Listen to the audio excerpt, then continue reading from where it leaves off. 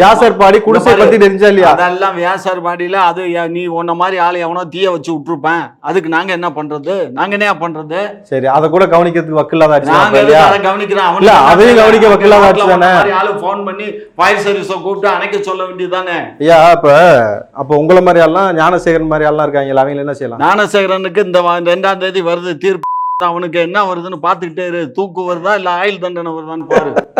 சும்மா அவன் ஏதோ நாட்டுக்கு போராடிய தியாகி போல சட்டமன்றத்தில் ஏதோ மக்கள் பிரச்சனை பேசிட்டு வந்த மாதிரி அங்க சிறையில இருந்து வரும்பொழுது கை காட்டிட்டு வரான். உங்க ஆதரவாளர்கள் வெளியே நின்று அவனுக்கு கை காட்டுறீங்கன்னா எவ்வளவு எகத்தால இருக்கும் இந்த ஆட்சியில இந்த மாதிரி வேலை. கொஞ்சம் மரியாதையா பேசுங்க. மக்கள் கேட்கிறாங்க, எப்படியா சொல்ல போச்சு? எங்க ஆதரவாளர்கள் எப்படி சொல்ல போச்சு? சட்டமன்றத்தில் பதிவு பண்ணுங்க, எங்களுடைய தீவிர ஆதரவாளர் முடிஞ்சு போச்சா? அவங்க ஆதரவாளர் அவன் தான் முதலமைச்சர் சட்டமன்றத்தில் போய் சொல்லிருக்காரா? சும்மா இங்க அரசியல் பேசல, இதெல்லாம் பேசக்கூடாது. சட்டமன்ற பதிவேட்ல அவன் குறிப்பில இருக்கு, அவர் மறுக்க முடியுமா? அவன் ஆதரவாளரியா? அவன் கைய காட்டுறதுக்கு அங்க இருக்கவன் பூரா கைய காட்டுறான்னு சொல்றாங்க. எங்க கட்சிக்காரன் சொல்றாங்க ஆதரவாளர்னு சொன்னா கோவம் வருமா வராது? அப்படி அந்த கோவம் தான் ஐயா கோவம்.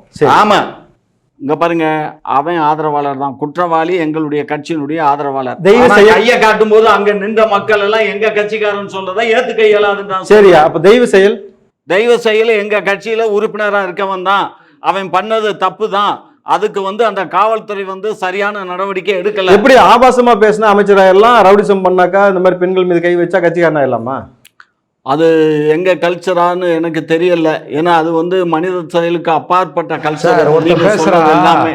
அந்த மாதிரி ஆட்களுக்கு நாங்க யாரும் அமைச்சர் பதவி கொடுக்கல. யாரும் அப்படி எல்லாம் அப்படி எல்லாம் கட்சியை விட்டு நீக்காச்சு இல்லையா?